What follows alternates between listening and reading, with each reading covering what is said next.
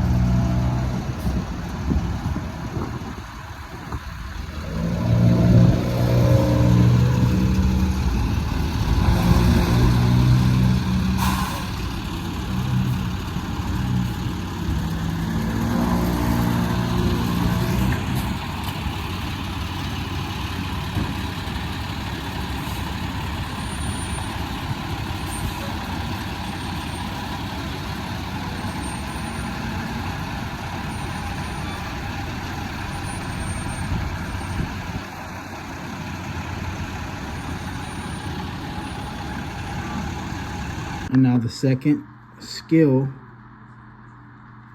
well, the second set of skills is 3 and 4.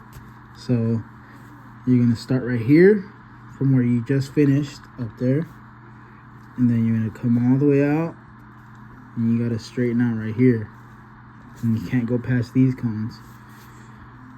So you're gonna do that, and then you're basically gonna put it back inside of inside right here, but you can't go past these cones over here. So if any part of your vehicle, any part goes past this, then I believe that's 5 points, and you're allowed up to 8. And then also on this one, when you go out, there's gonna be a line between this little cone, and there's gonna be a line on the floor, and you have to put your tires, your left rear tires, on this, between those 2 lines. And then if you touch that, that's 3 points. So it's very easy to, make a mistake. You just always got to remember that.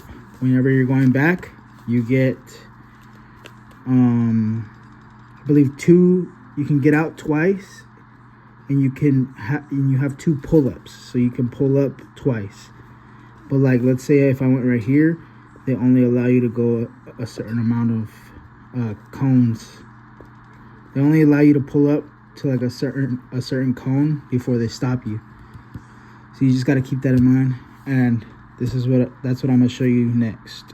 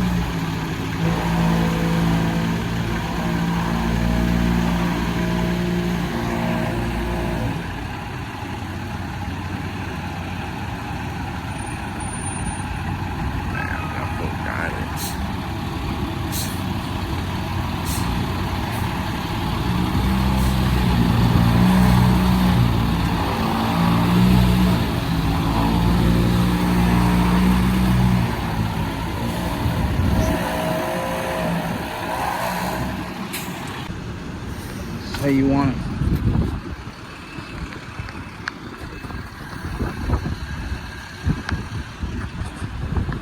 This right here is basically your full inside inspection. This is everything that, like, word for word that you need to say.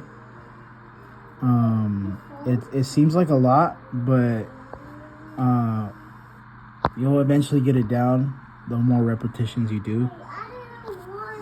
And this is the outside inspection. It's a lot more, but I feel like it's easier because you don't have to remember like the PSI that it needs to be at. You just basically anything that you're looking at, you explain that it has to be properly working, that it's not like damaged.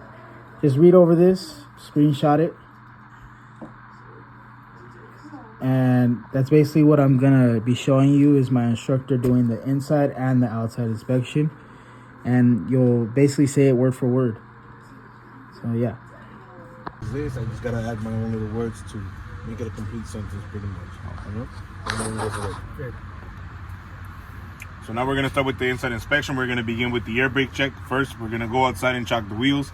Come back in with our safety belt on. We're gonna release the tractor and trailer brakes. Allow those two to stabilize. Make sure our transmission is in neutral and that the PSI is at 85.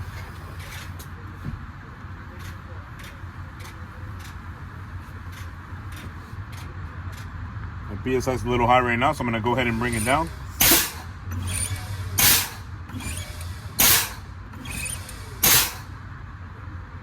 Now that my PSI is low enough, I will begin with my air gauge and governor cutoff, which is approximately between 120 to 140 PSI.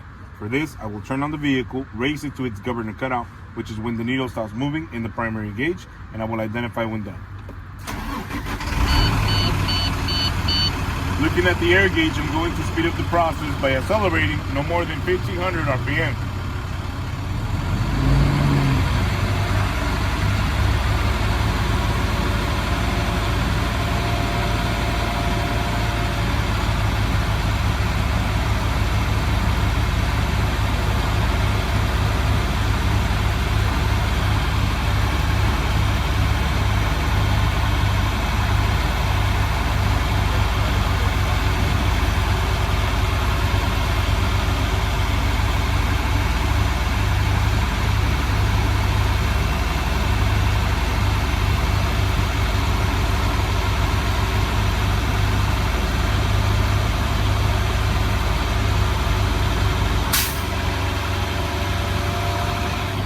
My governor has cut off, indicated by the needle. It is no longer moving, and the primary gauge reads at 121, which makes it a good test because it's in the ranges of 120 to 140 PSI. Now, I will begin with the air leakage rate test, where it must not drop more than 4 PSI in 60 seconds for a Class A. I will shut the vehicle off, return the key to the on position. I will have my timer ready. With my timer ready, I'm going to step on the brake pedal, hold firmly, and allow it to stabilize.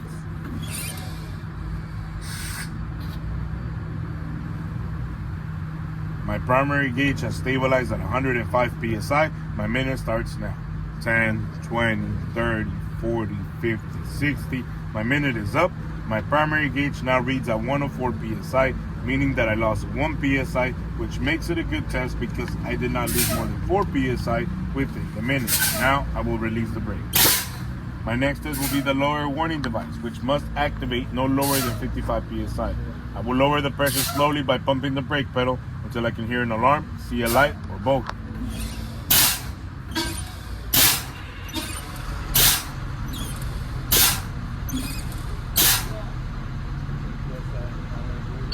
My lower warning device is activated, the primary gauge activated at 69 PSI, which makes it a good test because the alarm activated no lower than 55 PSI.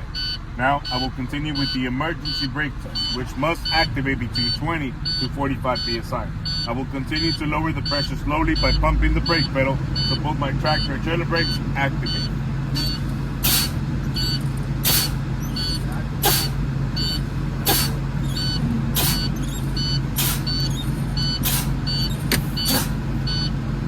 Tractor trailer brakes have activated, the primary gauge activated at 37 PSI, which makes it a good test because the brakes activated between the 20 to the 45 PSI range. Now I will close the ignition key, go outside and unchock the wheels. Come back in, I will start with the cab inspection. I will perform a safe start. With my safety belt on, I will make sure my tractor and trailer brakes are set, my transmission is in neutral, and I'll safely start the vehicle. To get rid of my alarm so that you can hear me better, I will accelerate no more than 1500 RPM.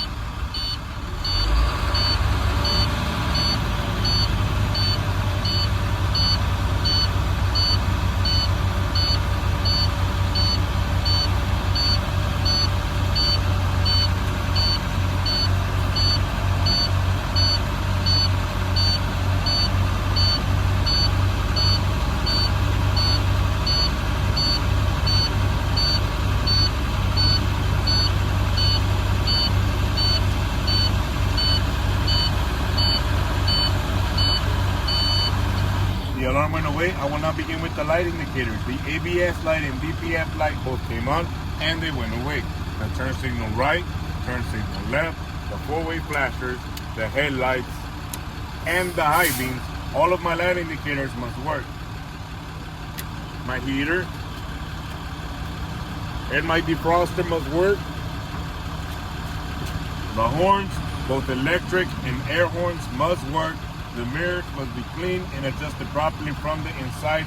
The windshield and the rear window must have no illegal stickers, no obstructions, must not be cracked, broken, or chipped. The wipers and the washers, the arms and blades are secure, not damaged, they must operate smoothly, and the washer must work with fluid. The emergency equipment, I have spare electrical fuses in the overhead compartment, 3 reflective red triangles present, properly mounted, secured and not cracked but unbroken, under the passenger seat, and a fire extinguisher right next to my seat, properly charged and properly mounted and secured. Now I will begin with the brake test. With the engine on, I'll make sure my governor has sped out. It has not, so I will speed up the process by accelerating no more than 1500 RPM.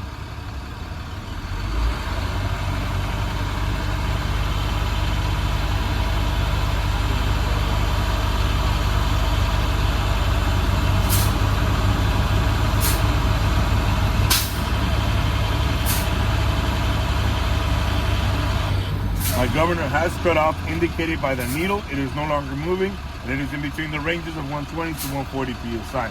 I will double check, make sure my tractor and trailer brakes are set. My transmission is now in gear. I will begin with my tractor brake test first. I'll do that by releasing the trailer brake and slowly attempting to move the vehicle forward. My vehicle did not move, indicating that my tractor brake is functioning. Now I will test the trailer brake. I will apply the trailer brake, release the tractor brake, and slowly attempt to move the vehicle forward. Vehicle did not move, indicating that trailer brake is functioning. Now I will test the service brake. For your safety in mind, I will apply the brake pedal first and release both tractor and trailer brakes, slowly moving the vehicle forward at no more than 5 miles per hour with my hands hovering over the wheel. My vehicle stopped and did not pull side to side, indicating that my service brake pedal is functioning and that my alignment is okay. I will now set my trailer and tractor brakes, put my transmission back in neutral, turn my engine off, and leave the key in the on position. And I will ask if you could please step outside to the front of the vehicle so that you can help me check for my turn signals, four-way flashers, my headlights, my high beams, and clearance lights on the side of the vehicle for the turn signals, four-way flashers, and clearance lights on both sides, and on the rear of the trailer for the turn signals, four-way flashers, brake lights, tail lights, and clearance lights. That's it. So now we're going to start with the outside inspection. We're going to start with the side of the vehicle. The lenses and reflectors are all clean, not cracked or broken, not missing. They are the proper color. Side clearance is amber, turn signals amber, and the four-way flashes are amber. The mirrors and the mirror brackets are properly mounted secured, not cracked or broken, no missing nuts and bolts. The batteries are properly mounted secured, no missing nuts and bolts. Cables are not cracked or worn and have no corrosion. The box and lid properly mounted secured and not cracked or broken. The fuel tank properly mounted secured, not cracked or broken. The tank caps and lines are tight with no leaks. Frames on both truck and trailer members, not cracked or broken. There is no broken weld. It is not cracked or broken or have any holes on the trailer floor. And the inspection that I've done from this side of the vehicle will also apply to the other side. Moving on to the front of the vehicle. The lenses and reflectors are all clean, not cracked or broken, not missing. They are the proper color. Clearance on tractor and trailer are amber. Turn signals are amber. The four-way flashes are amber. And the headlights of the high and the low beams. Now we're going to check the critical fluid levels.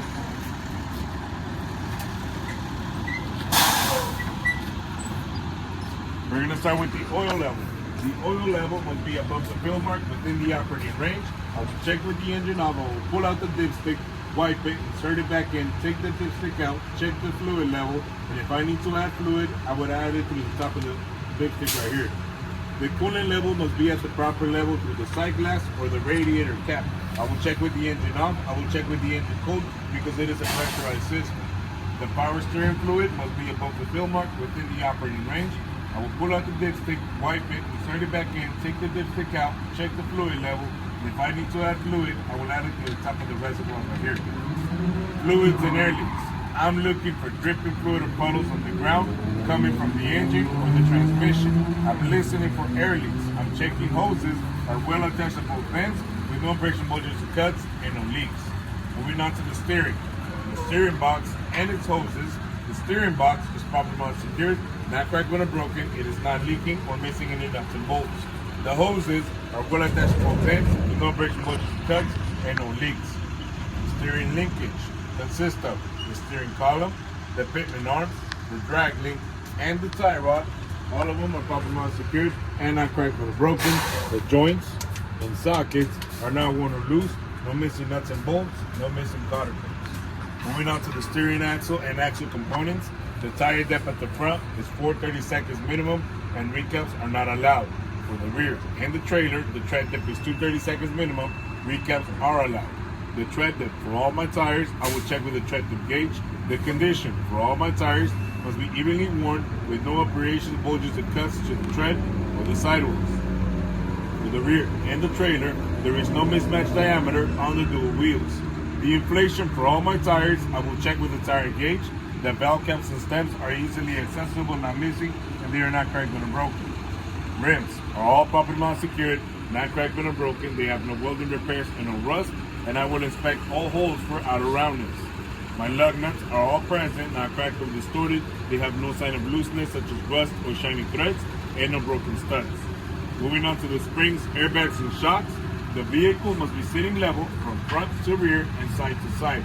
The springs are not missing or shifted. They're not cracked or broken. The mounts are not cracked or broken and not missing any nuts and bolts. The shocks for the front and the rear are properly secured, not cracked or broken, and they are not leaking. The airbags on the rear. The airbags have no friction bulges or cuts, no leaks, are properly secured, and they are not cracked or broken. Going back to the brake lines and hoses. The brake hoses and lines have no friction bulges or cuts, no leaks, are well attached to both ends. The couplings and fittings are secure. Now my brake contaminants, there is no contaminants like oil or grease present on the drum or the lining. And the inspection that I've done for the steering axle and axle components will all apply to the side. Moving on to the combination of the vehicle. My airlines, electric line, and connectors. The connectors are well attached to both ends, properly secured and not cracked or broken. The airlines have no friction bulges or cuts and no leaks. Electric line is not frayed and well insulated. All lines are not tangled, crimped, pinched, or dragging against the vehicle or ground. The fifth wheel skid plate is properly secured to the platform. It is properly lubricated. The kingpin, apron, and gap. The kingpin and apron are properly secured, not cracked or broken. There is no gap, and the fifth wheel is lying flat on apron. Locking and safety devices. The locking jaws are fully secured around the kingpin with no blade. Release arm is in the engaged position, and the safety latch is in place. Moving on to the side of the trailer inspection. Landing gear clearance will be fully raised, no missing nuts and bolts. Support frame and landing pads are not damaged. And the landing gear must be able to clear the frame on all turns. The reflective tape must be present and affixed securely to the side of the trailer. Lenses and reflectors are all clean, not cracked or broken, not missing. They are the proper color. Clearance is amber, turn signals amber, and the four-way flashes are amber. And the the inspection that I've done for this side of the trailer will also apply to the other side. Moving on to the rear of the trailer.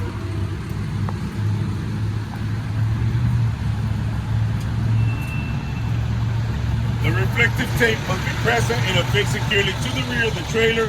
Lenses and reflectors are all clean, not cracked, but unbroken, not missing. They are the proper color. Clearance is red, turn signal is red, forward flash is red, brake lights are red, and the tail lights are red. That's it. So that's basically it. What you should expect to be doing every day through your school. Just make sure to study the inspection the most, and just give it your 100%, and you should be good. Yeah, thank you for watching. If you have some questions, or if you want like a tips video, let me know in the comments, and I can make a tips video as well. Yeah, thank you for watching. Peace.